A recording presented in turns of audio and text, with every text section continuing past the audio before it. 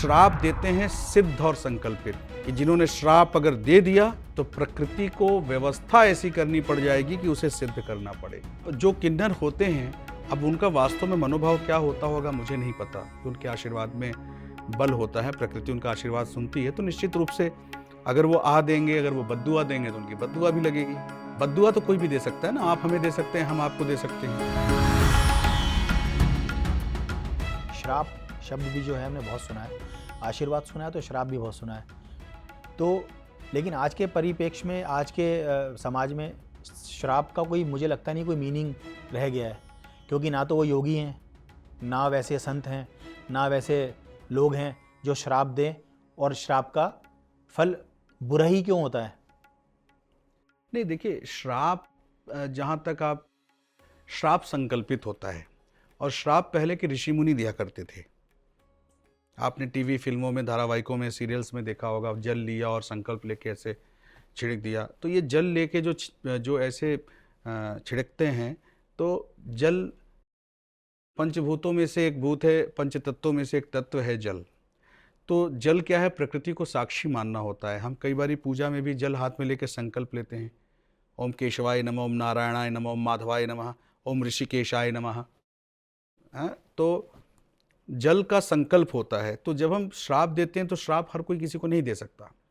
जो बहुत ही पीड़ित होता है, दुखी होता है, वो आह दे सकता है, मन से दुर्भाव सोच सकता है। पर श्राप देते हैं सिद्ध और संकल्पित, कि जिन्होंने श्राप अगर दे दिया तो प्रकृति को व्यवस्था ऐसी करनी पड़ जाएगी कि उसे सिद्ध करना पड़े। जो प्रमाण हैं हमारे ऋषियों के, महात्माओं के और महर्षियों के, पहले के बहुत सारे प्रमाण हैं। जैसे बहुत क्रोधित रहते थे दुर्वासा ऋषि, उन्होंने जिसको श्राप दिया वो श्राप फलित हुआ, यहाँ तक कि शिव को भी वो श्राप फलित हुआ। तो श्राप वो चीज़ है, आज के दौर में तो इसे नहीं कहा जा सकता, पर अपना सोच ये रखना चाहिए कि हम किसी के श्राप से बचें। हम ऐसा किसी का कोई दिल न दुखाएं, कोई पाप न करें, कोई अपराध न करें कि हमें कोई संकल्पित ना भी हो तो दिल से भी कोई श्राप दे, तो नहीं देना चाहिए। तो श्राप का अभिप्राय ये होता है। तो कहने का मतलब है कि बद्दुआ को ही हम श्राप मान सकते हैं? बद्दुआ तो कोई भी दे सकता है ना, आप हमें दे सकते हैं, हम आपको दे सकते हैं, बुरा करने पर, बुरा होने पर। कोई ज़रूरी नहीं कि प्रकृति उस बद्दुआ को सीरियसली लेकर के सामने वाले पे फेंके ही। पर जो श्राप होता है, जैसे मैंने आपको बताया, वो सिद्ध पुरुष ही दे सकते हैं, और संकल्पित होता वो है। संकल्पित होता है, क्योंकि वो सिद्ध पुरुष ही संकल्पित कर सकते हैं, हम आप नहीं कर सकते। तो बद्दुआ तो आह देना, बद्दुआ देना है ना, किसी के प्रति दुर्भाव, किसी के प्रति गलत सोचना, तो कोई भी सोच सकता है।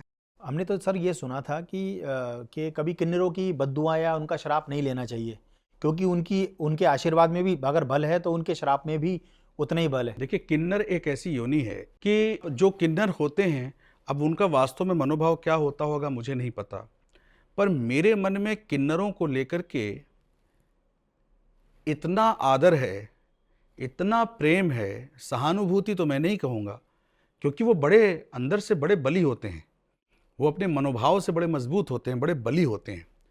अब चूंकि किन्नर ऐसी विषम परिस्थिति में होते हैं कि उनको अपनी एक दुनिया ही अलग बनानी होती है, एक व्यवस्था ही अलग बनानी होती है, जिस व्यवस्था में वो स्वयं जीते हैं। उनको बाकी सृष्टि समाज से लेना देना नहीं होता। मैं मानता हूँ इस बात को कि उनका आशीर्वाद भी फलित होता है। मैंने तो अपने जीवन में 2 बार, मुझे 2 किन्नरों ने अपनी पोटली से निकाल करके मुझे दान दिया, मतलब मुझे प्रसाद स्वरूप मेरे हाथ में पैसे रखे और मेरे सर पर दोनों हाथ रख के आशीष दिया। 2 बार मेरे जीवन में ऐसा हुआ, और उसके बाद मैंने अपने जीवन में कुछ बहुत अच्छा अनुभव भी किया, बहुत बड़ा कुछ मेरे जीवन में प्राप्ति भी हुई।